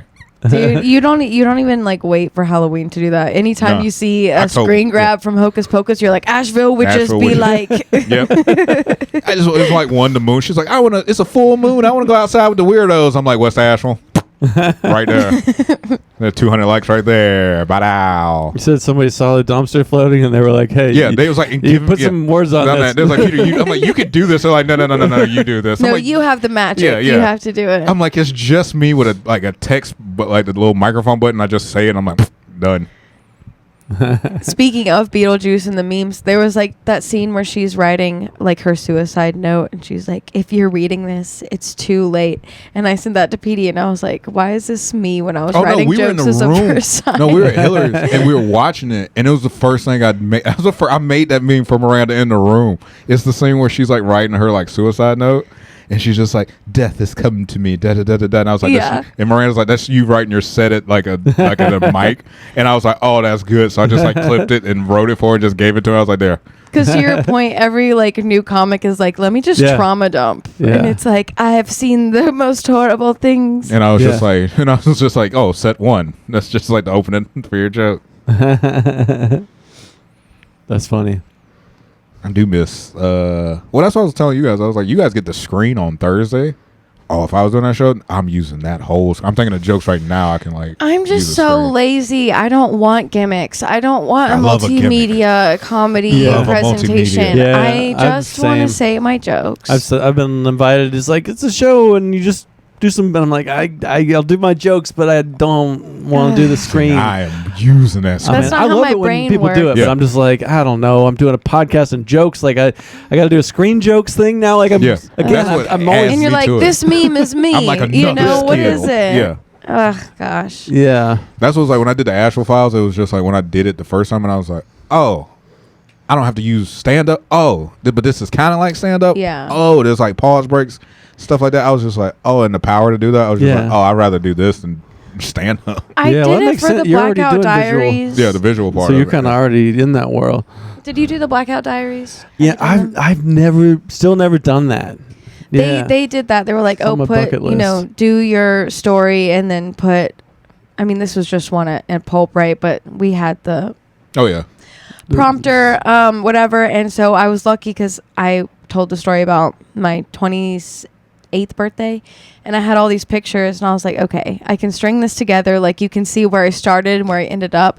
That's the only way I could imagine using pictures in comedy, because I was actively telling the story. It's like one story instead of just like jokes about different stuff. And I didn't have to like scour the internet to find pictures that represented the idea of what I was saying. I was like, oh no, this is a picture of me passed out on a couch. Like, that's Blackout Diaries. That's full circle. I've been trying to do that one since I started, and I've even been like about to do it, but I start telling myself that story. I just can't figure out how to jump into it. That's why I was like, the picture part helped, because it would just be like part A, part B, part C, and then you just figure out there. So I was like, oh, it's way easier for me to write that than just a whole new joke. You actually gave me something to. Do you hold like a? It's like a work meeting. It's like a PowerPoint. It's just a PowerPoint. Yeah, and it's just like college this one, class. This one. Yeah, I was like, oh, this is cool. Oh, this is easy. Oh, I guess I did a different PowerPoint show because at Story Parlor they had the Get to the Point that Cameron Davis made, and I did a lecture on cats. That's what's like a TED Talk. Well, that's what I was like. If you get a screen or like any place that gives you music before go up, if you got jokes for that, that may be the one time of the year you can do those properly. You just got to know the cues and the timestamps if you had them. Like I did a show with Scott Cease. He was the IKEA guy on TikTok. He does like the IKEA like complaining. He has like a certain sound. Oh, like the manager complaint, right? Yeah, but he brought that alive like at the Orange Peel, because he was like, oh, I just have a PowerPoint and the sound right here, but he has the sound, so he becomes the meme, does it with the thing, and I was like, that's all three. That's impressive. I was like, I want to do that. As Chappelle would say, or Tina Fey, I want to go to there. I want to go. Yeah, it's like that is a fun land to play with. Yeah, I might be up for that someday. I could see how you're hitting more levels of performance. Mm-hmm. Well, it's just like I was listening to Beth Stelling. She was on a podcast with it was a Online Forever podcast, and she was like, anything that you can do to not go into your full stand-up bag is great, because it's like she was talking about like she watched somebody's hour special and they did like 45, and she was like, oh, you can just do 45. I don't have to do the 60, so I can keep that for the next one, so you have a hotter hand. So he was like, but even if you still wanted that 60, you have another thing that can fit to the theme of that. And I was just like, time management. You don't have to burn all your stuff. You don't have to burn your stuff, because it takes a while to build it back up. I love burning through jokes so fast. I love to just get up there and not take a breath for 5 minutes, just nonstop, and just spit out jokes. Don't give anybody time to think about it or laugh. It all. Just run through it. Just fucking here's a word jumble of things I think are funny. Sometimes that works. I feel like it. Leah Garth makes it work a lot. I mean, that's the way to do it. Well, it's like if Leah actually repeated 2 of those once, it would be like, you can get something here. You would. I would give Leah money if she could do the same set twice. Yeah. I don't think I've seen her so long. I don't think she's ever done it twice. The vibe. No, it's not the way that she does it. It was like one month she was like really on it and was doing it, and it threw us for a loop. Yeah. Because we were like, did you just program that? And she was like, yeah. She was like super calm, and then like after a while, she just on went some back. Different meds. It's that. She had like a suit on, and she was like trying to do comedy the way you're supposed to do it. Yeah, it's like it's a country singer named Johnny Paycheck. They say every few years he would dress in a suit and do country music right, and then like 4 months later, his shirt's off. He's punching people in bars and everything. They're like, that's the real Johnny Paycheck. And I'm like, that's how it works. Yeah, it's like the Post Malone doing a country album or something. Yeah, that's him. That's really him. Yeah. One of my favorite things is like watching Leah, like when it's going well, and then watching an audience member like be like hateful at first, like what is this? But then by the end they're like, she'll what get is you. this? She'll get that you. is the fun part. Yeah, I still don't know what it is, but I don't want it to stop now. Yeah. Well, it's so hard when you're hosting too, because you're like, how do you navigate this energy rise and fall? But she's also such a good sport. Yeah. Where like she'll be going off, and I've ended up just doing the thing where I make fun of her for spitting into the microphone. Oh yeah. I'm like, Leah, just spit in my mouth next time instead of making out with this thing. Yeah. But she's a good sport about it, and then it'll like bring everybody back together. She is a good sport. People don't say that enough. Is like Leah. I mean, she's been around for forever, but she's never been like these new comics or whatever. She's just like very focused on her. Loving. Pretty humble and sweet. Really, my favorite part is a lovable monster. She's my favorite Muppet in the crowd. Look at us. We have so many lovable she sits in the back of the balcony at music hall, and you'll hear her laugh in the back. I was like, you're just a little Muppet back there. Yeah. Except you're a Sometimes little I'll set my camera up by her, and she sits on the stage. You hear her? And then I'll listen back. She'll be like, it's just like totally like a cute Pixar monster. That's exactly how. She's like, oh, I know about that. I'm like, okay, like if we were redoing Monsters Inc., I'm like, let me draw Leah. I know how that monster should sound. Yeah, it's just this little thing right here, but big monstrous voice. She'll do it, and then she'll be like, sorry. Yeah. my man. And I don't think it's like she's conscious. I think she's just she's just those sounds just come out of her. Like she's the definition of like if we did the meme, they're like, who's the one person like you've seen on TikTok? They're like, who's the one person in the family you have to warn people about? Like if you came to us and was like, who's the one comic you got to just tell audiences to get ready for? You only get one. Yeah, Leah. It's Leah. If you could tell them to buckle up. If you only get one, I guess it would be Leah. Yeah, it'd be Leah. Cody's in that realm, depending on Cody's mood. It's just like comics. Just like, hey, when they're on it, and sometimes they just need to be expressive and creative. They're going through something. Yeah. Let's see if they can wheel. That's what, like, disclaimer, we've always been like, this is a home for you to do that. There's some mics would be like, don't do that. We'll at least give you an audience to be like, all right, try it here. But then it's that immediately reaction of like, does it work? Does it not? What do I do with it? I think that gives you enough to play for the next week. So by the time you come back next week, it should be a little bit further along. Yeah. Because it's a different crowd outside of the 30 comedians that come. It's such a broad spectrum of like how everybody falls into their own habits and routines in the scene. Like Petey refuses to go up half the time. Like I just have to introduce him. He's like, I wasn't on the list. I'm like, you're in the room. Get up here. Do it. You don't want to go up at all. You're like, let everybody else. Rhubarb, everybody else have once time. A year. Yep. Same thing. Odd. If you see me odd, you'd be like, "What is going?" I remember one time James here bought me a beer every time I would show up, and I was like, "I'm stop coming. I'm gonna stop coming." First of all, PBR, gross. I'm a Miller High Life man. Yeah, I'm more upset about the beer. Yeah. The cheapest one, James. If you wouldn't give him shitty beer, maybe he would come back and do his set. You James, know, if you had Cavassier over here, maybe I would attend more. Julia, write that down. No, I'm just kidding. No, it's just like it's hard to get out because it takes so much just to do Wednesday. So when I do go out, sometimes it's just fun to just watch, and I'll learn more from just watching and going up. Like Thursday, I will go and watch, but Michelle will come and be like, "You want to do a set?" I'm not on the poster. No, I do not want to do one. But yes, I will help out. But no, usually I just like to watch. I watch comedy before I do it. Yeah, he says watch because he doesn't listen. He's got his headphones in. He's just in the room. It's my perfect white noise. Looking at it happen. I usually play like comedy a lot, so it's like I can do so much shit and still listen to a set and be like a disclaimer. I got to put the sound down. I have to like load up, keep time, do that. But I can still come to you and be like, that one joke right there, work that part, and then bounce into the booth again. Yeah, you've been seeing it for like 16 years or whatever. Yeah, and it'll be like one time multitasking. Yeah, it's a very dumb thing. I still watch screen like that TikTok thing where it's like the podcast up here and the game right here. That was made for me because I can multitask and then still listen to a song while everyone's talking and everything. It's be like, you need to jump right there. They're talking about this, and I need to change this song right now. And that's how my brain works. I think that is like kind of wise and mature. Like the more you like when you start, it's just so much like I'm up there doing it, and it's just that can almost be the whole experience. Like I couldn't even like listen as well because it was just so scary to be about to go up, and then afterwards you gotta like, think about your set, hyped up. Yeah, but then the older you get, the more you're like, no, just kind of being in the room and watching,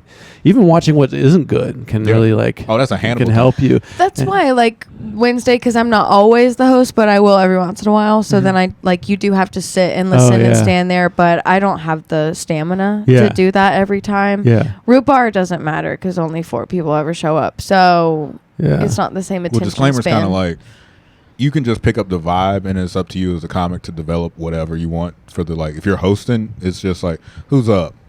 Oh, Wagner. oh, this is easy. I already have a joke ready for George because I know what George is going to do. Now, if it goes higher, fuck no, I just pass the torch, bring up the next comic. But if it doesn't, cool, I can go have a cigarette. It's just you get so many times to practice it, so it becomes second nature. So when you go do someone else's mic, you're like, oh, 4 comics, cool. I can just do 4 comics doing 10, not 4 comics doing 4 minutes each, and they're already done by like 10 minutes. Yeah, the 4 minutes does it keeps it tight. Yeah, staccato comedy. Yeah, it was like 30 comics. That was like the last one. I just remember breaking out the list on the Wednesday before we canceled it, and Carrie was like, "How many people was on there last week?" I was like, 36. He's like, like that's a lot. I liked the book mic at the end of the month. Well, everybody start doing them, and we're like, okay, we got to be different again. That's one thing we will do. If everybody else is doing something, we will just go left because everyone's going right, just to be like some type of different option. Yeah, well, I mean, I don't know. You're the trendsetter. You show people how to do it because you guys know how to do it.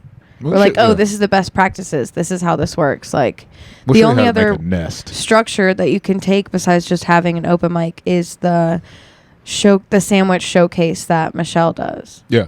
Well, I think. Well, I think people here kind of confuse disclaimer as like a mic, and it's like, it's like we said, it's a disguised mic. If you don't really see, it's not really a mic. It has a mic on the poster, but it's like every comic from out of town coming there. Like, why is there 50 people here? Why is there 6 people? There's not supposed to be. That's why I was like, Root is an open mic. This is really like, as I call it, white showtime at the Apollo. It's just a bunch of people up there like, all right, your turn, your turn, your turn, your turn, your turn. And it's just an actual crowd there. But most open mics, there shouldn't probably be people That's there. why, I think that adds to the frustration. It's like, that has a higher importance because you've got tourists and locals, and it is just show. It's just like but a I'm perfect, that's what irritates me when people just show up for Wednesday. Yeah. Oh yeah, that'll be especially when they just started, and I'm like, I want the just really good one. It's like, no, you got to bounce around. It's like there's people that came from Charlotte and can't get on tonight. Well, that's the one thing that's really cool about it because you can just keep. It's like like when you go to a mic, like it's like when baby comics are coming, they're like, we want a mic, but they are comparing it to this. I'm like, no, that's not what. No, you don't need to make that. That's impossible. Yeah, that was started before I even got there, and even the fact that it's still going is crazy. But that's like kind of built in of like a thing. And if you're just starting a mic, I'm like, the shittier it is, the better. Yeah, you'll grow and be your own thing. So don't like if you go to Raleigh, you can't get on. Just show up and get on the Good Night's mic. No, you got to know somebody. Yeah, you got to. And I think the disclaimer is kind of like become more like that. I mean, you got to come highly recommended. Because I like the odd and stuff too. I mean, at Root Bar too, it's like I rarely will try something for the first time. I'm like just getting to the point where I'm like, I'm ready to try like something I've never tried before at Wednesday. Yeah. But it's just so many people there. I feel like it was almost like disrespectful or wasteful to try. Oh no! Like I gotta do this at the odd first because the odd's fun to bomb. Yeah. But it's like but it's like the music hall. It's Cooley's at the point where it's like that where I can come in on Wednesday and just take something new from there and just run with it. It's just a confidence level. I've seen Miranda go in there with something new and be like, got it. Yeah, but that's the thing. It's like you at least want to end on a joke that you know works, but it's 4 minutes. So, I mean, you get lit at 3, which, I always go shy of the light anyway. So I'll do like 3 1/4, 3 1/2 and be like, oh, well, it's like people don't I got to try one joke. Yeah. Like I did my intro. Same. I got to try one joke. And then I see when I'm hosted, see everybody runs the light. I'm like, God damn it. Yeah. Then y'all turn into Carrie. God damn it. And then the back girl. Dude, I love Carrie so much because sometimes I'll look at him and I'll be like, just light him. He's like, it's only been a minute. I'm like, God, I'm so tired of this already. And it's only at the rarest occasions, but Carrie will be like, I'll see him rolling his eyes. And I'm like, we're on the same page. Like, you and I feel the same right now. I judge everything on a Wednesday by Carrie. Like, even if he'll be like, if I do a good set and he doesn't say anything, but oh, good job. I know we've been doing this so long. If I do a good job, that's what I was supposed to. If he like, good set, I've done well. But if that eye roll happens and that, what the fuck? Yeah. That one? When I'm like, we're cooking with gas now. We're good, yeah. He cares so much about the quality of the show, like standing next to Carrie when somebody is not doing well at the end of their set and they keep trying to get the next to end on a laugh, but it's not going to happen. Like Carrie's just like just I can just feel well, it's also it's the thing like you see like he's not outside talking to people. He cares so much. He wants the show to be quality. Well, it's just like what it kind of should be if you're like running a show. It shouldn't be like, oh, let me just put up a poster and people will come. It's like so personal when you're hosting or running a show and comedians bomb and you're just like, Yeah, it's like I mean, really I know it doesn't actually lay on you, but it's like you're directly associating yourself to it. Well, it's like you can't just stand there and let people be embarrassing because you're just embarrassed for them. You got to go up and sit in that or stand in that and then try to bring the next person. Like, and you have to keep doing that. It's so emotionally taxing. You just need somebody to throw under the bus. And I cannot host for 30 people. I can host for like 5. I can host for 10, 12. No, you only host when hosting for 36 people. I mean, good Lord. And technically you're only really hosting like 12 because you're doing maybe the spots where you want to do some time in between. You're not doing jokes after every 36. Yeah, it wears me out more than like doing like a headliner set or traveling for a set. Like hosting 36 people and a lot of them are new. It's just like you're really doing it for your improv and riffing part to see like if there's a new comic that you don't know well, how can you bring it back after they don't do well? So it's really a testament to you to go through the Sometimes gauntlet. I don't even try to do it when they didn't do well. I'll just write it when they did. I'm like picking my battles right now. I'm not sweeping the energy here whatsoever. I would say like doing one night of disclaimer hosting this just puts you through the gauntlet and you're like, all right, you can do this, you can do this, you can do this and this in one night.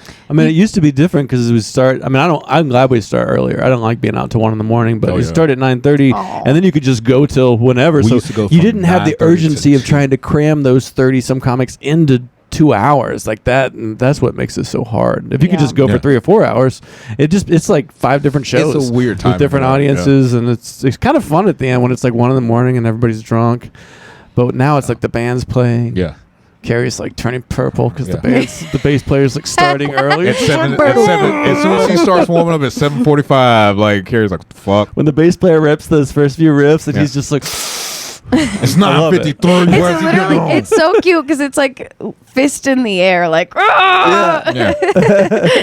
like Grandpa Simpson.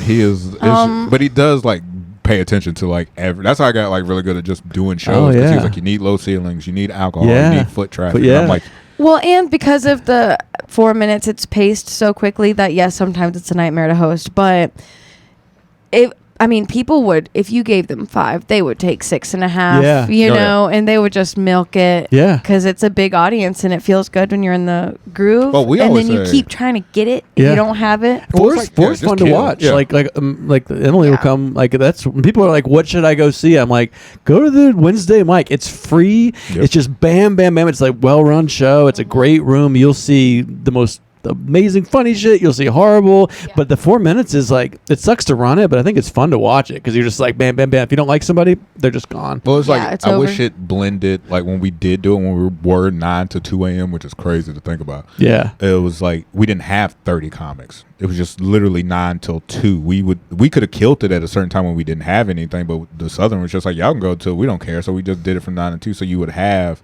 3 different hours with 3 different shows. And that's how like Leah became like a star because the first half would be the tourists. Yeah. Second part would be kind of mixed with tourists and regulars, but then the third half is like the better half because it just drunk service industry. Drunk service industry people, and then that was like Root Face Bar tattoos. Packed. Yeah. And then we would throw Leah up at the end there. Leah would destroy. Yeah. And that was like that's how we got really good. We were like, all right, first half you can do this, second half you can do that, but third is where you want it to be at. You're literally the biggest part of what you're doing is reading the room. Yeah, it would be like because there's 3 different. Yeah, 3 different vibes. So you get 3 different and sometimes you could cheat. It was only like 15 comics right then for a 3-hour show.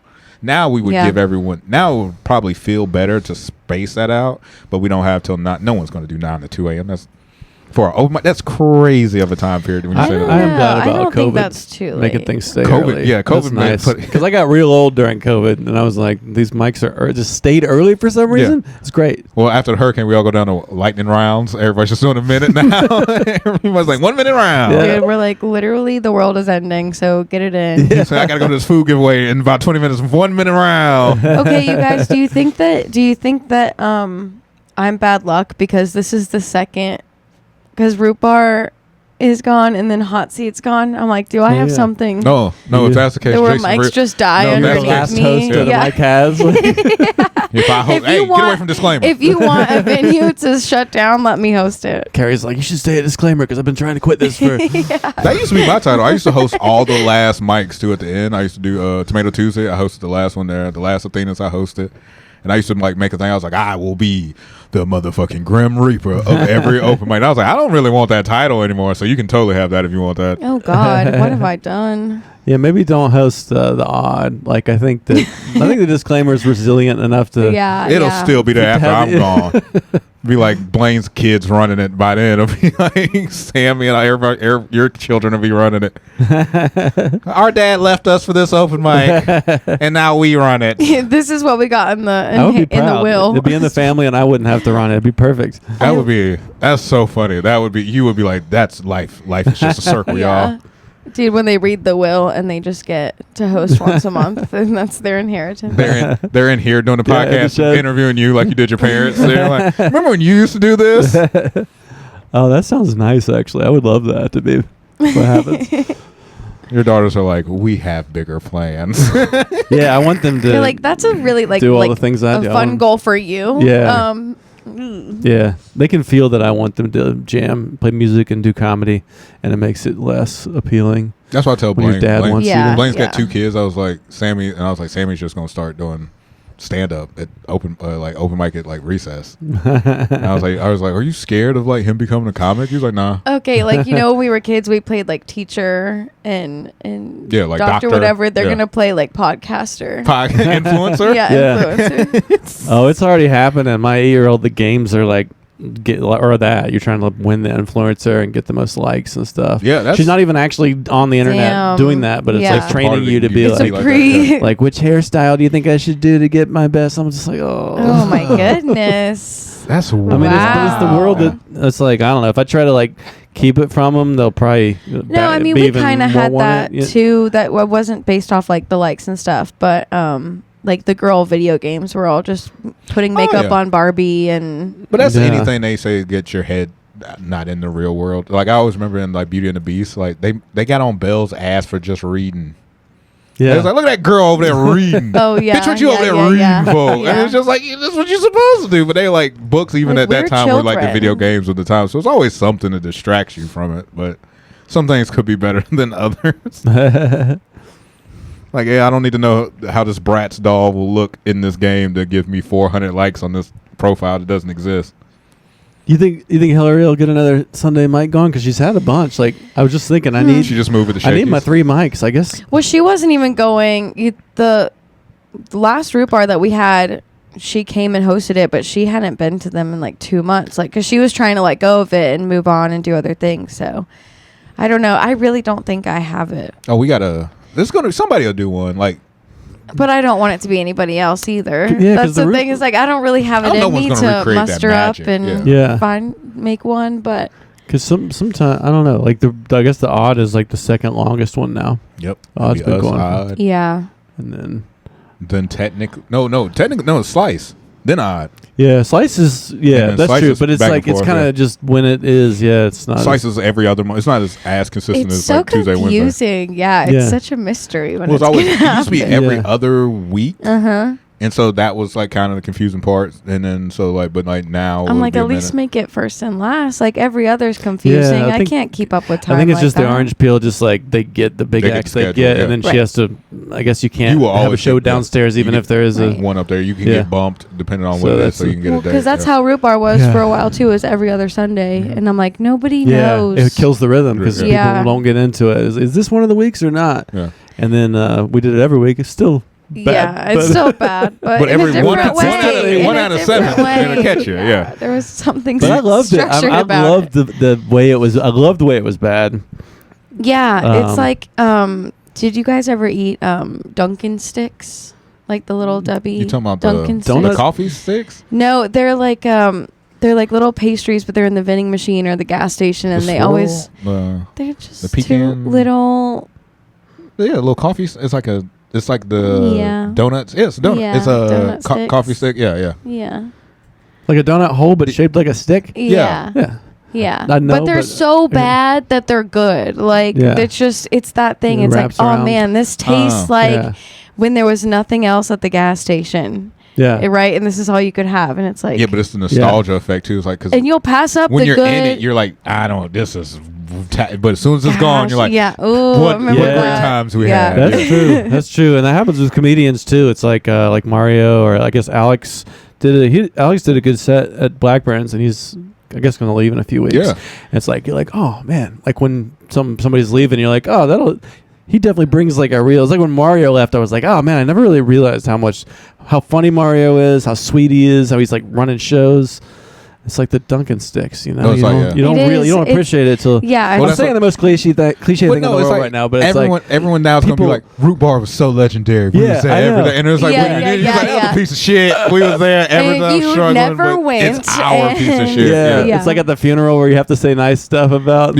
Some really shitty person. Y'all hated him when he was alive. Yeah. I always said nice things about Root Bar. I never called those people bridge people. We all know his breath stank. Why are you saying the whole way? Yeah. That's funny. It's just how that works though. But it's like I remember people used to hate about Mike Sweet said they're like, oh, Athena's was great. And I was like, it had moments. Yeah. Well, I don't say that. There were moments of like the Walnut Wine Bar that were good because it was just Marlene yelling at rich white men in the middle of the day who were trying to drink wine, and we were trying to do a mic, and it wasn't like. Top 5 favorite thing to do is destroy white men, wine drinkers' feelings and stuff, especially rich ones. That's my favorite. Oh, it was excellent. It was excellent. The amount of wine drinkers in this town to take it so seriously too. Root Bar is just more like a legendary type place because it's authentically a divey. There's only one. Been there for 20 years, so I think the Southern is it might become part of the lore. You know, like years from now, new comics like you should have been at Root Bar. Root Bar, yeah. We'll be lying about how sketchy it was. Root Bar, it's like Cody will be like the hanger, and we're like that motorcycle was traumatic. Gangs coming through all the time, adding more and more lies to what it was. There was a bear that lived in the bathroom. He used to like people. He was like, "Good finish." Yeah. Now we just start lying about how great it was. That's what we have to do, right? And then it's just me coming after y'all. Like, y'all are scaring the new comics. Stop doing that. They're looking at bears and mics now. Scared to come back. I think it's that way too. It's like we used to be able to smoke in bars, and it's like I remember when that happened. You used to be able to say whatever you wanted at Root Bar, man. Dude, I remember when they passed that. I just started doing. I was like 2 months into comedy when it's like they stopped smoking indoors. Yeah. I just remember everyone like, How we're old going to are another you? country. I can't smoke inside Denny's no more. Like, no, you cannot. And it's then 3 months later, it was like, why were we smoking inside? It was crazy for the first 30 years of my life. It was just. Yeah. You guys, I can see people. There's not a cloud of smoke. We all just smelled like shit all the time. And the whole world smelled like cigarettes. Yeah. Now I just smell like weed, but before I smelled like cigarettes. Nice yeah. I remember I used to do comedy in flannel because Joe used to do comedy in flannel, and Joe was like the only comic in town getting paid. So I was like, I got to do what Joe do. So Joe had flannel, and so I used to do comedy in flannel, and we used to go to New French Bar. But say flannel 3 more times. Flannel. And so like we're all like in there, and there was so much smoke that when I would come home the next morning, my mom would hit me and go, how'd you do? The poof smoke. And she was like, are you smoking cigarettes? I was like, no, everyone else was indoors. It wasn't me. It wasn't me. So yes, you were smoking cigarettes. Yeah. Oh, I totally was. Yeah. But it was just a stick. I had to survive. Yeah. Like New French Bar, y'all did it there, right? Because like we did music a lot at that time, and that was just like a box. A box of smoke. Oh, you just open the door, which is crazy because it's that glass. It's all glass, and you just literally looks like a smoker session in there. You're like, we're hotboxing cigarettes. What are we doing? I do sort of miss it. Where did I go? I went to JJ's in Chattanooga earlier this year, and they still smoke inside there. Yeah. Well, because it's grandfathered in, and I was like, this is kind of cool. Yeah. You know? Now it's like they have one in Johnson City like that. It's a pool bar, and they just pay the fine. Yeah. So you can just smoke inside. Yeah. I mean, and it's so good. Have a smoker it section smells like hell. Because then I'd go to work the next day where I'm watching children, and the mom's like, "You smell like a bar," and I was like, "I smell like 3 bars." Like. Everyone in Johnson City who smokes was there. All 14 of them. Yeah, I mean, the Johnsons. Something nice about it. It's kind of like I just grew up with it. Like McDonald's had smoke, you know. You just walk in, I mean, I remember. Everybody smoked. There's a certain generation that just makes ashtrays. I think that, kids but I was younger than you guys, so I think I was below the cloud of smoke. I remember the ashtrays on the tables and stuff, but I think that I was an ashtray kid. I would just make ashtrays for my dad because he smoked the whole time. They were like, "You want to make something else? A plate? No. He ain't gonna use his plate. He gonna use his ashtray." Yeah, you don't want to have to clean out an ashtray. You just want to like dump it, make it real bad. Just throw the whole thing away. I may look like Whoopi Goldberg and like Ghosts, but I can craft me an ashtray. I believe that you think that you're good at that. Oh, give me a Kim right now. I will light it up in this mug. This is great. You do a flat. You do a it. flat. You bring it up because you don't want it to go in there. You put little holes in there for the little cigarettes. I've got like 5. My dad still has one to this day that I made. He's like, best ashtray I got. I was like, you've lost pictures of me as a child, but you kept this like, and it's my terrible initials on the back of it. He's like, still got it, Peter. Still got it. I was like, what are my baby pictures? What's my birth certificate? Don't know where it is, but this ashtray from '94. Yeah, got it right here. Better than all your memes. Yep. Oh God, don't give a shit. Dude, that's what I think is probably like 10 pounds of clay and can't break. I Yeah, don't think that he wanted to keep it. I think it just refuses. It is a giant brick of clay too, because it's like first grade Peter. I was just like clay, circle. By the time I get into 5th grade, it's like more petite. So you got that second one though, just a giant brick of clay. You peaked early, artistically. And he's been hating it ever since. You know what you need to do? Start making ashtrays again. Fuck these jokes. You lost your calling as an ashtray maker. Oh my God. That should be my merch. Well, y'all want to wrap up on that note? The fan worked. Yeah, the fan's working. Oh, just figured it out. I think we're at like an hour 45. And we have some material without Justin. Yeah. No, put all of it. Mostly about Justin. I want it all. I don't think he listens. If he did, I think he'd enjoy all of it, honestly. He would. We're talking about him. He'd love it. All right. Well, thank you guys for coming on. Bye, Justin. Bye. Bye.